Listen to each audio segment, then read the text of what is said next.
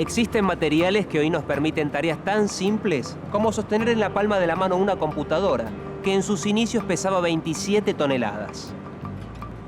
¿Qué es y para qué se utiliza un material con memoria? ¿Cómo pasó el titanio de ser una curiosidad de laboratorio a ser parte de nuestras vidas? O tal vez, de nuestro cuerpo. ¿Por qué el adobe de los antiguos egipcios es un antecedente de materiales que actualmente impulsan la tecnología aeroespacial? Hoy vamos a conocer más sobre los materiales que posibilitaron la evolución tecnológica de la humanidad y vamos a descubrir las historias detrás de cada uno de ellos.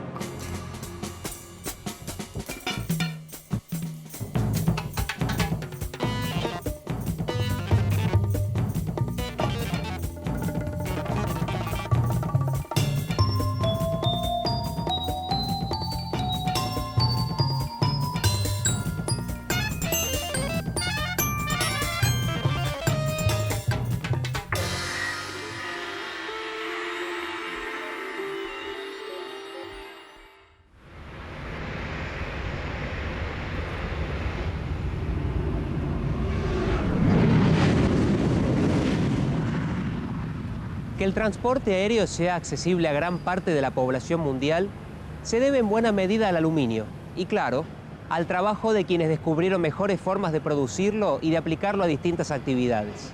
Pero pensemos, ¿de qué nos serviría un material si no le encontráramos aplicaciones convenientes o si no halláramos un proceso para producirlo a gran escala y en forma económica? El titanio es un ejemplo de cómo una mera curiosidad de laboratorio puede pasar a formar parte de nuestra vida o incluso de nuestro cuerpo. El titanio fue descubierto en 1791, pero recién se conoció un método químico para producirlo comercialmente finalizada la Segunda Guerra Mundial. El titanio es tan duro como el acero, aunque un 45% más liviano. Su resistencia a la corrosión es tan elevada que aún en medios muy agresivos responde como ningún otro metal, a excepción del platino. La ventajosa relación entre el bajo peso y la alta resistencia mecánica del titanio permitió el desarrollo de toda la tecnología aeroespacial. La mayor parte de los componentes de los cohetes de la NASA están hechos con aleaciones de titanio, material que posibilitó al hombre llegar al espacio. Debido a sus excelentes propiedades, es cada vez más utilizado en los modernos aviones comerciales. El Airbus A380 usa un total de 77 toneladas de titanio, 11 de ellas en sus turbinas. El titanio no es tóxico en el cuerpo humano ni genera rechazo. Sobre titanio oxidado incrustado en un hueso crece tejido óseo. Esta curiosa propiedad permitió el desarrollo de la moderna tecnología de implantes. Raquetas de tenis, armazones de lentes, palos de golf. ¿Qué tienen en común estos objetos? Todos están hechos con titanio, pero comparten algo más, su alto costo, justamente por ser de este material. El titanio, como elemento, ocupa el 9º lugar en abundancia en la corteza terrestre y es el 4º metal más abundante después del aluminio, el hierro y el magnesio. Por ahora el problema del titanio es su costosa fabricación. Se está invirtiendo mucho capital en desarrollar un método para lograr la obtención del titanio metálico en forma más económica. Cuando se logre, se multiplicarán sus aplicaciones en procesos industriales y en productos domésticos. Se utilizará para producir aparatos ortopédicos, como sillas de ruedas o muletas. Podría desplazar con grandes ventajas al acero inoxidable en la industria química. Y en la vida cotidiana, entre cientos de aplicaciones, lo veríamos en utensilios de cocina, en diversas partes de automóviles de bajo costo y como componente común de bicicletas.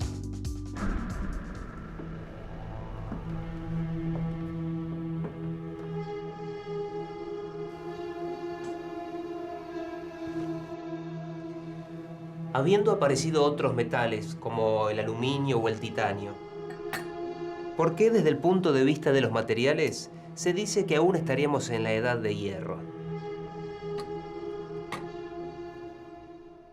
La razón es que el hierro, por su bajo costo, su abundancia y sus propiedades mecánicas, es el metal más producido en el mundo.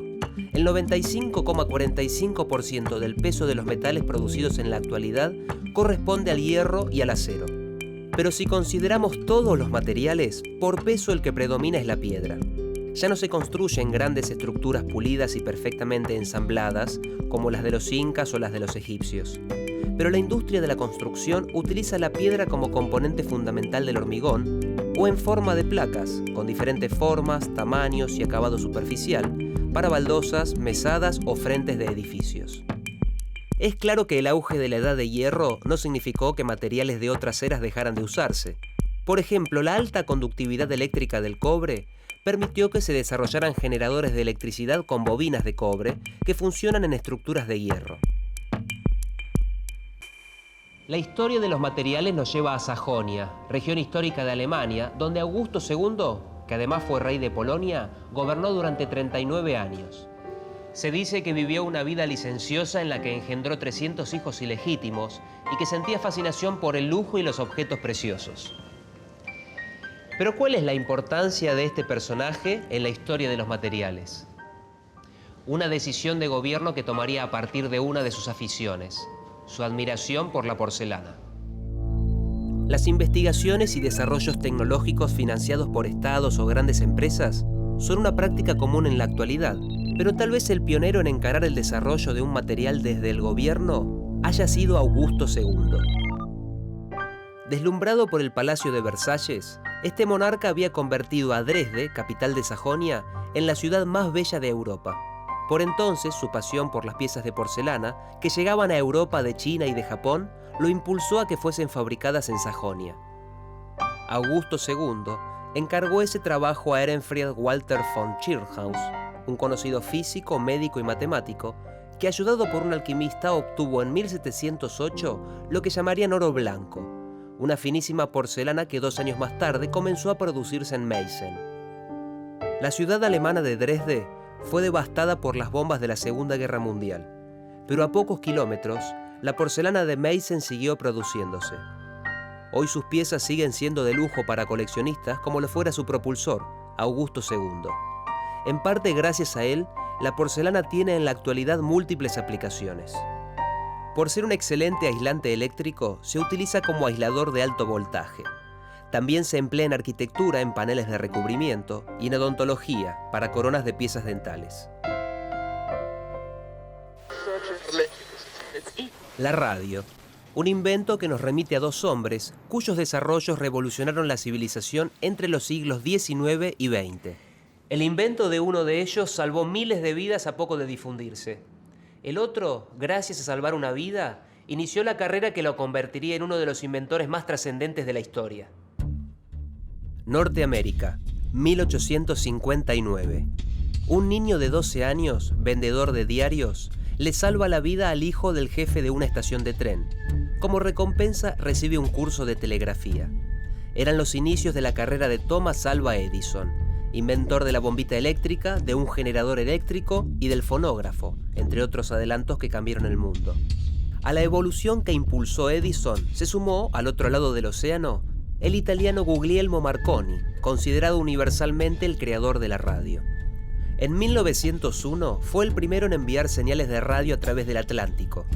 Desde entonces su invención ha salvado miles de vidas en tragedias marítimas como la del Titanic.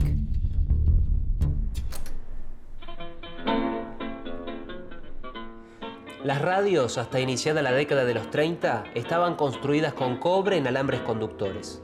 Goma, baquelita, celuloide o porcelana como aislantes, hierro galvanizado en planchas de soporte y telas para cubrir los parlantes, vidrio en la parte exterior de las válvulas, madera en la estructura y un componente fundamental: válvulas termoiónicas o tubos de vacío, derivados de la lámpara eléctrica inventada por Edison. Y hablando de Edison, ¿cuál fue la primera palabra que utilizó en la grabación inaugural de sonido? Hello. Hello. Hola. No fue muy original, pero esa palabra terminó siendo un saludo de bienvenida a una cadena de invenciones que contaba con un célebre eslabón: la computadora. Los físicos descubrieron que las válvulas o tubos de vacío podían usarse para procesar información. A partir de entonces jugaron un papel crítico en el desarrollo que abarcan la telefonía, la radio, la televisión y la computación digital. A fines de 1940 se construyeron las primeras computadoras. Estaban formadas por más de 10.000 de esos tubos que para funcionar necesitaban un filamento incandescente. Por eso las computadoras de válvula consumían mucha electricidad y eran de enormes dimensiones. La ENIAC, o computador e integrador numérico electrónico, tenía 17.468 tubos de vacío, pesaba 27 toneladas y ocupaba 167 metros cuadrados. Además de su altísimo consumo eléctrico, los filamentos de los tubos se quemaban con frecuencia y el funcionamiento de la máquina entre falla y falla era de alrededor de 1 hora. A pesar de todo, en su época, la ENIAC era considerada una maravilla tecnológica.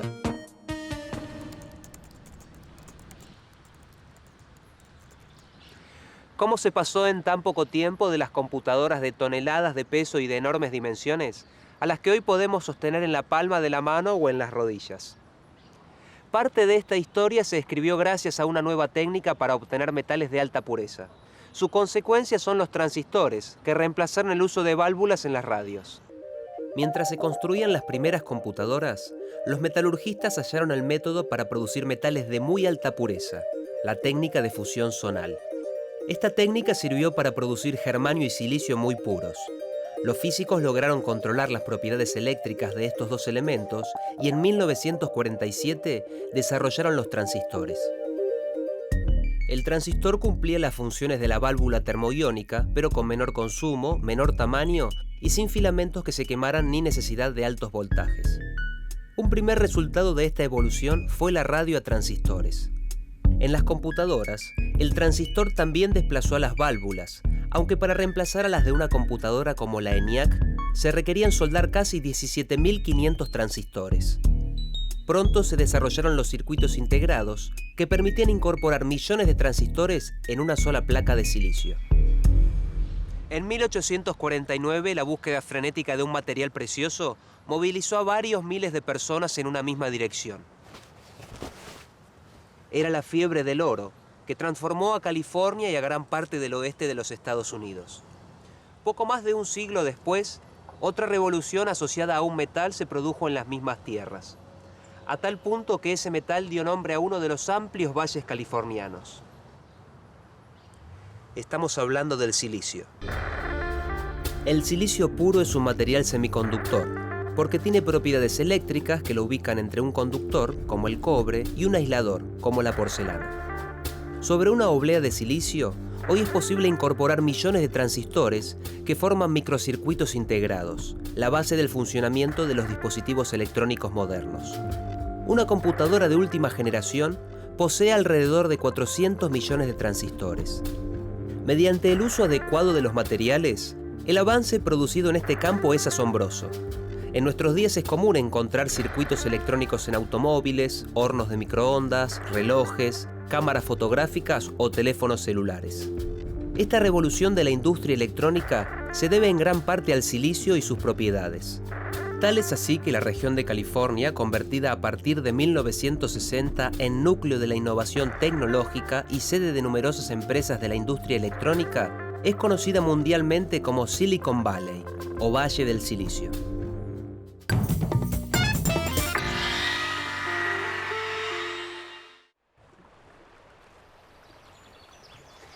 Los naufragios de los grandes transatlánticos de alguna forma congelan la historia.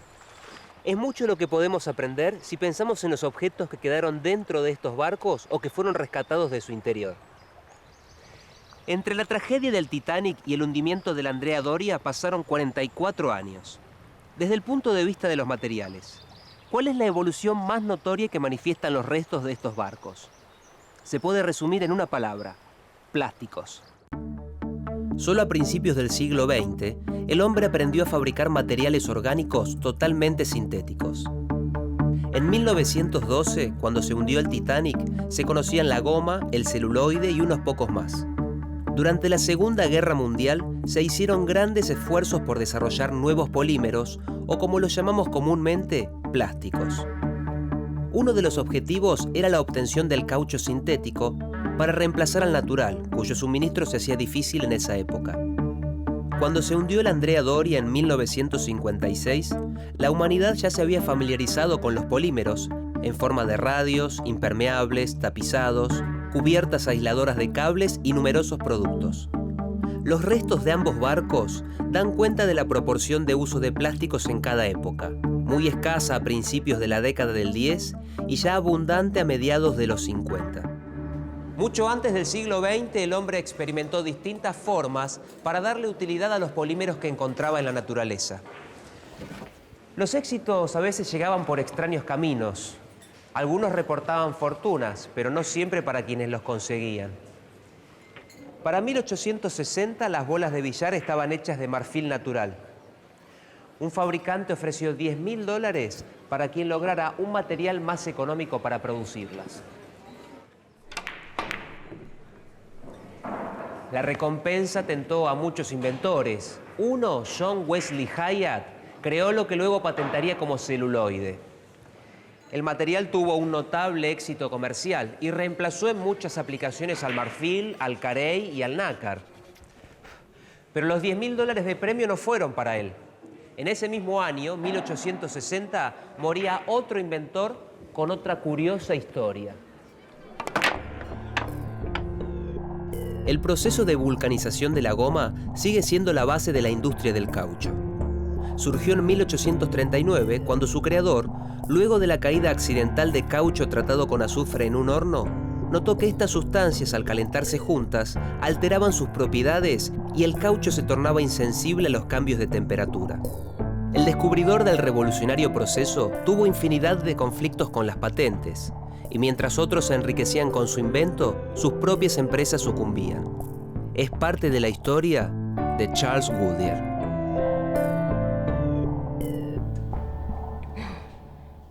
Después te llamo, estoy en medio del programa. Chao.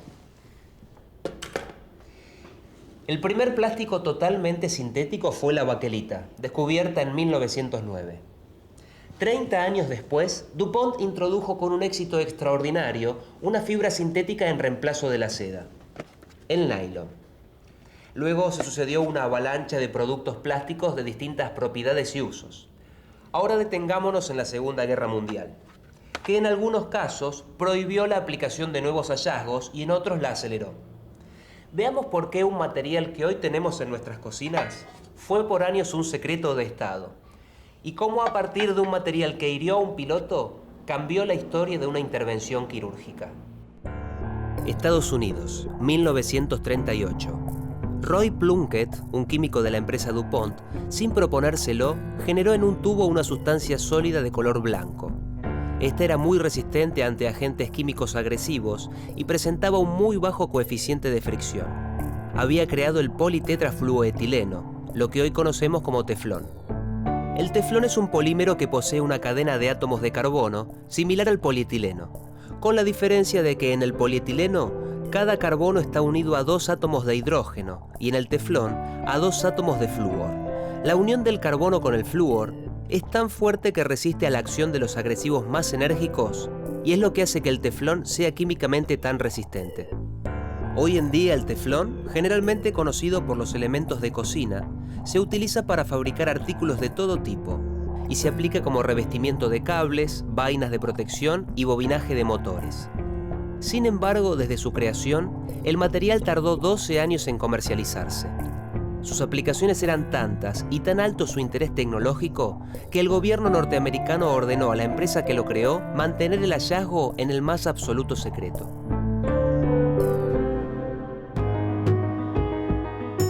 Al otro lado del Atlántico, un piloto de combate inglés era herido en el interior de su avión. Un cirujano notó que las astillas incrustadas en sus ojos no generaban rechazo. Provenían de un polímero, el polimetilmetacrilato o PMMA, utilizado en el parabrisas del avión. Con ese material, el cirujano desarrolló lentes para reemplazar quirúrgicamente al cristalino afectado en los casos de cataratas. El PMMA fue luego sustituido por implantes de lentes de silicona o acrílico. Otros nuevos polímeros también son sorprendentes, como el Kevlar, producido en forma de fibras de tan alta resistencia que se usa, entre otras aplicaciones, para la confección de chalecos antibalas.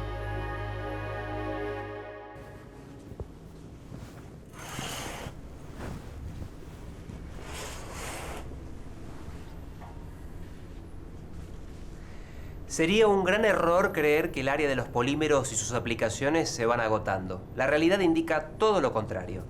El Premio Nobel de Química en el año 2000 se otorgó a científicos de Estados Unidos y Japón por el desarrollo de polímeros conductores de electricidad.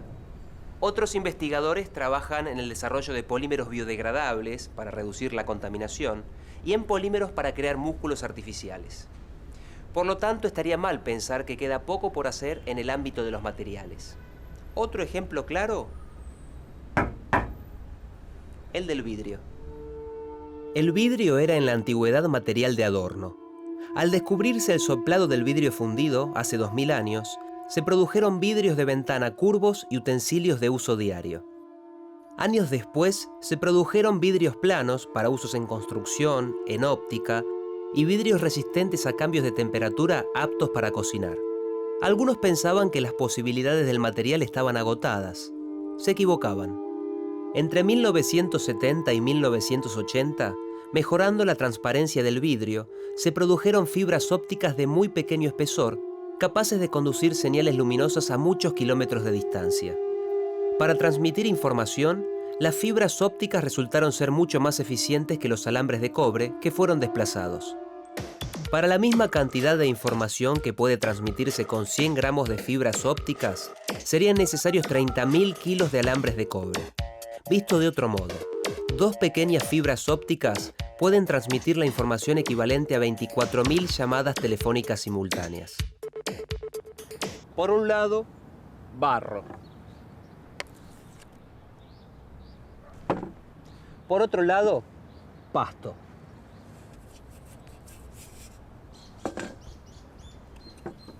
No es una nueva comida, pero sí una práctica milenaria. Y lo que interesa no es el sabor de esta combinación, sino los resultados que produce. Porque aunque parezca mentira en la actualidad, el mismo concepto abre posibilidades en campos como la tecnología aeroespacial. Estos son los materiales compuestos. Los materiales compuestos están formados por una matriz de un material determinado que contiene fibras de otro. Esta combinación produce materiales cuyas propiedades de resistencia mecánica son muy superiores a las de sus componentes por separado. Un ejemplo es el de los plásticos reforzados con fibras de vidrio para la fabricación de botes o carrocerías de vehículos. El concepto de materiales reforzados por fibras no es nuevo. En la antigüedad, los egipcios fabricaban ladrillos de adobe mezclando el barro con pasto o paja. Las fibras vegetales hacían que los ladrillos fueran mucho más resistentes que si se los hubiera fabricado solo con barro. Hoy, con el desarrollo de nuevas fibras de alta resistencia, este campo de la tecnología se reactivó notablemente. Por ejemplo, las fibras de carbono se utilizan para reforzar metales. Los resultados se destacan en aplicaciones que incluyen desde objetos, como cañas de pescar o bicicletas, hasta hélices de equipos de energía eólica y tecnología aeroespacial.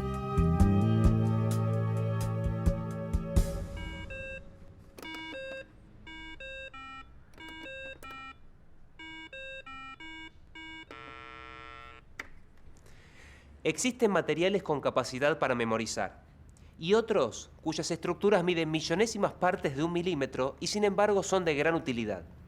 Hablamos de 2 áreas muy distintas, pero ambas sorprendentes: los materiales con memoria y los nanomateriales. Los llamados materiales con memoria se descubrieron accidentalmente. Se había desarrollado una aleación de níquel y titanio denominada nitinol, atractiva por su resistencia a la corrosión y por su maleabilidad. En una demostración se deformó un alambre de nitinol y pudo probarse que no se rompía. Luego, a alguien se le ocurrió calentar el alambre deformado. La sorpresa fue que este comenzó a enderezarse hasta recuperar su aspecto original.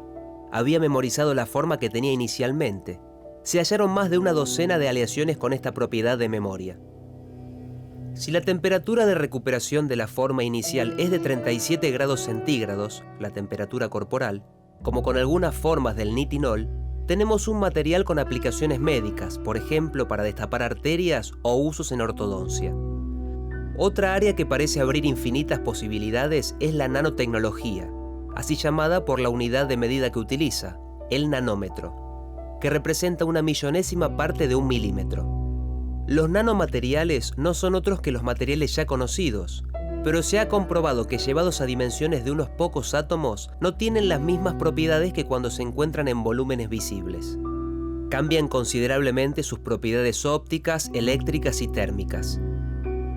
Muchos investigadores en el mundo están trabajando en esta área, transversal a todas las tecnologías, que será de gran utilidad en distintas aplicaciones, como por ejemplo la medicina o la informática.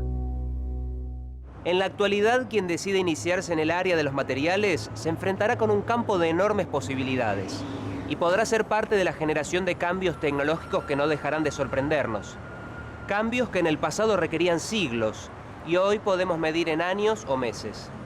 Hablamos del desarrollo y del uso de materiales tanto en aplicaciones sencillas, cotidianas, como en temas que preocupan a la humanidad. Por ejemplo, los combustibles. La necesidad de reemplazar a los combustibles fósiles por no ser renovables y contaminantes es un problema serio que afronta el mundo. Una alternativa en desarrollo es el uso del hidrógeno. Ya se ensayan automóviles con esta propulsión y en muchos laboratorios se trabaja para desarrollar materiales que permitan el uso del hidrógeno en los vehículos sin ningún tipo de riesgo. El reemplazo del uso de los combustibles fósiles tendrá notables efectos en el ambiente, en el transporte, en el comercio y hasta en las estructuras de poder que rigen hoy en el mundo.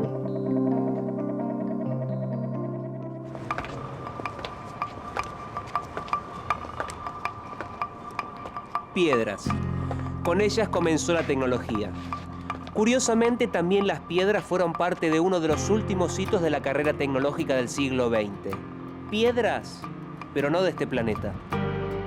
En julio de 1997, la Mars Pathfinder se convirtió en la primera nave lanzada desde la Tierra para posarse sobre la faz de Marte, estudiando la atmósfera y la superficie. Ese es uno de los capítulos más recientes de la historia de la tecnología y de los materiales. Una historia que el hombre inició hace más de 2,5 millones de años, cuando en algún lugar del África comenzó a golpear 2 piedras e insospechadamente abrió el camino de la evolución tecnológica de la humanidad.